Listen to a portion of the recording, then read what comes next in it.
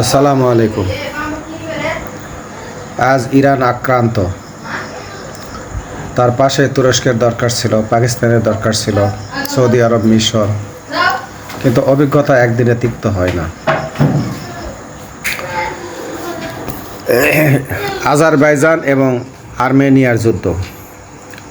Azerbaijan একটা শিয়া অধ্যুষিত মুসলিম country, আর Armenia একটা খ্রিস্ট কান্ট্রি, কিন্তু তারপরেও ইরান সাপোর্ট করলো আর্মেনিয়াকে, আর তুরস্ক সমর্থন করলো আজারবাইজানকে। এবং তুরস্ক করেছিল এলাকায় তার একটা দাপট, তার একটা আধিপত্য টিকে রাখার স্বার্থে। ইরান ঠিক তার বিপরীত, তার আধিপত্য টিকে রাখার স্বার্থে সে আর্মেনিয়াকে সমর্থন করেছিল। কিন্তু আরও ইতিহাস ঘাটলে দেখা যায় আজারবাইজান ইসরায়েলকে সমর্থন করে। ফিলিস্তিন প্রশ্নে ইরান ইসরায়েলের ঘোর বিরোধী। সেই কারণে ইরান আজারবাইজানের বিরোধিতা করে। যেহেতু আজারবাইজান ইসরায়েল আমেরিকা যুক্তরাষ্ট্রের মিত্র শক্তি হিসাবে নিজেকে প্রকাশ করে। অপরদিকে তুরস্ক ন্যাটো দেশভুক্ত রাষ্ট্র, সেও নিজেকে আমেরিকার জোটভুক্ত রাষ্ট্র হিসাবে দাবি করে।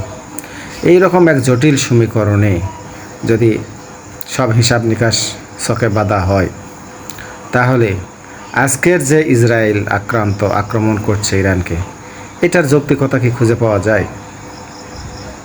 ওই সমস্ত জটিলতা অনেকই থাকে, কিন্তু আজকে যে অন্যায়ভাবে ইসরায়েল ইরানকে আক্রমণ করছে, ইরানের এখানে কোনো দোষ নাই, কিঞ্চিত পরিমাণ দোষ নাই, সমস্ত দোষটা ইসরায়েলের। এই ক্ষেত্রে ইসরায়েলকে কোনোভাবেই সমর্থন করা যাবে না। ইসরায়েলকে যে করেই হোক আটকাতে হবে, প্রয়োজনে ধ্বংস করে দেওয়ার ব্যবস্থা করতে হবে। তুরস্ক, পাকিস্তান, আরব বিশ্ব এবং বিশ্বের যত বিবেকবান রাষ্ট্র আছে, আমেরিকা এবং মানবতা বিরোধী রাষ্ট্রগুলি বাদে, আমেরিকাকে টিকিয়ে রেখেছে মধ্যপ্রাচ্যের এই গোলামগুলি, কিন্তু আমেরিকার এই রাজত্ব মেনে নেওয়ার মতো নয়।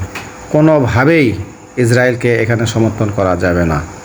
আমার মনে হয় সমস্ত বিবেকবান রাষ্ট্রগুলির উচিত ইসরায়েলের বিরুদ্ধে ঘোর যুদ্ধে লিপ্ত হওয়া এবং ইসরায়েলকে প্রয়োজনে ধ্বংস করে দেওয়া অথবা থামিয়ে দেওয়া, কমপক্ষে থামিয়ে দেওয়া। এই ব্যাপারটা বিশ্বের সকল রাষ্ট্র, এমনকি জাতিসংঘকেও ভেবে দেখা উচিত। আসসালামু আলাইকুম।